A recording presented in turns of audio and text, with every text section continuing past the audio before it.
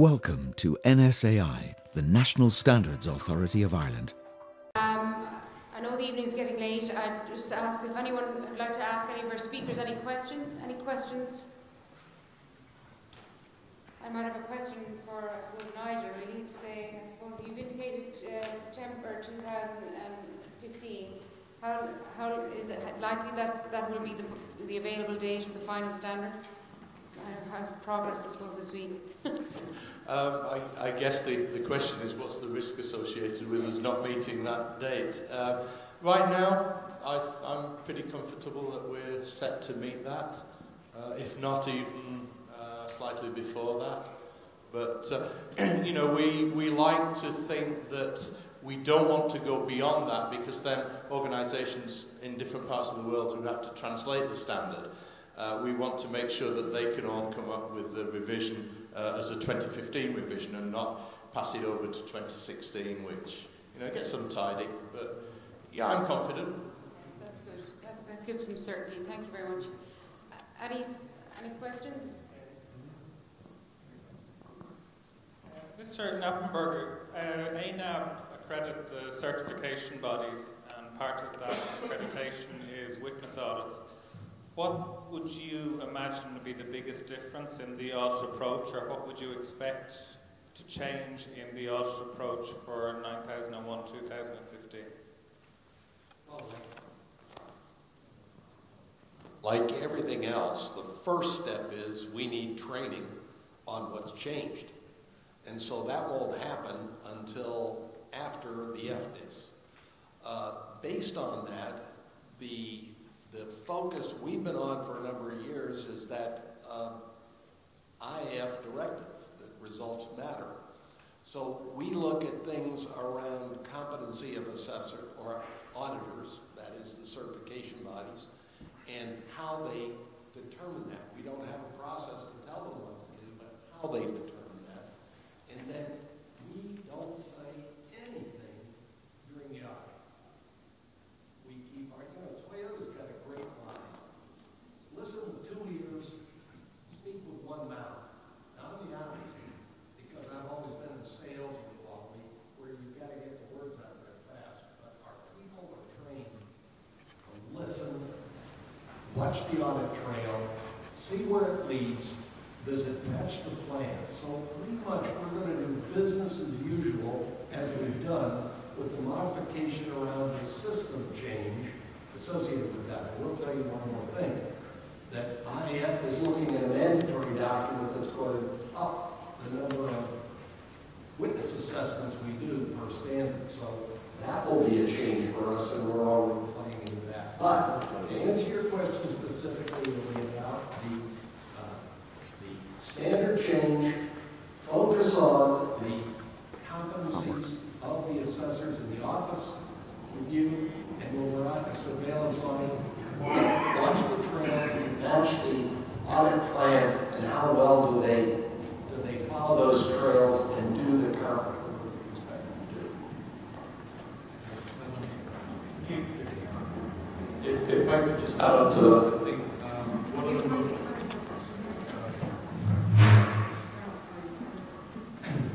one of the most frustrating things that I hear when I'm talking about the new standard is when somebody sticks their hands up and they say, how do I audit compliance to clause 4.1? And, you know, you realise they don't get it. It's not, we shouldn't be auditing to clauses anyway now. Since the year 2000, we should be focusing on process-based audits. A holistic approach to auditing rather than a clause by clause.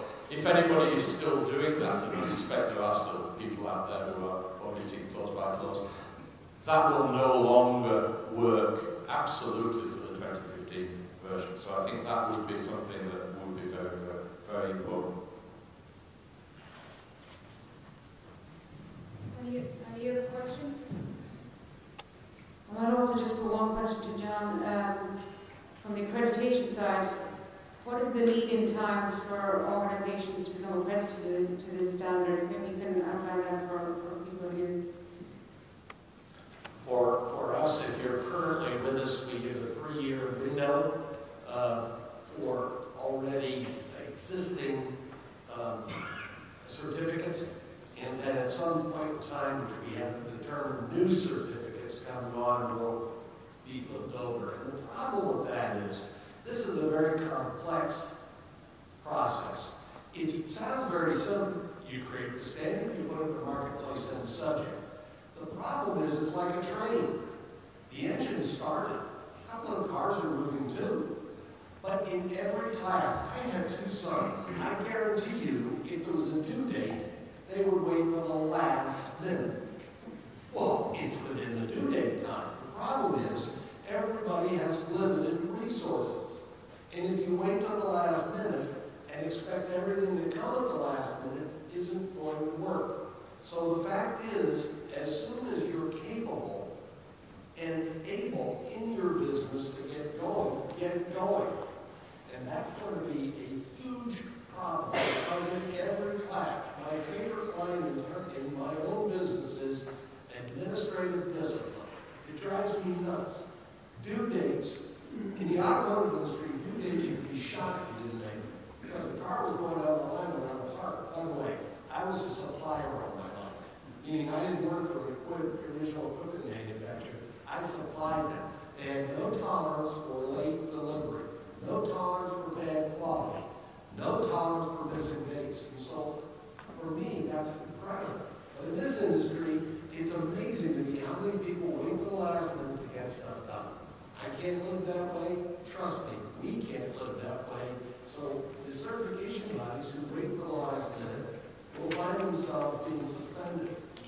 And under our budget, if you're going to be suspended, you've got to tell all of your customers you're ready to not be able to issue certificates. That's a painful thing, and we don't do that lightly. So we're doing the planning, the work with people, to make sure everyone has a plan that we can live with together, because this isn't just the AB telling our customer what to do. We want to work together to make it all work seamlessly, because we've got customers and stakeholders who are watching us, and we've got to make it right the first time, not come back along the second time and sort of clean up after the parade. I've done enough of that in my life. I don't like brooms and shovels. I'd rather be in front throwing the rose petals in front of those winners who are out there celebrating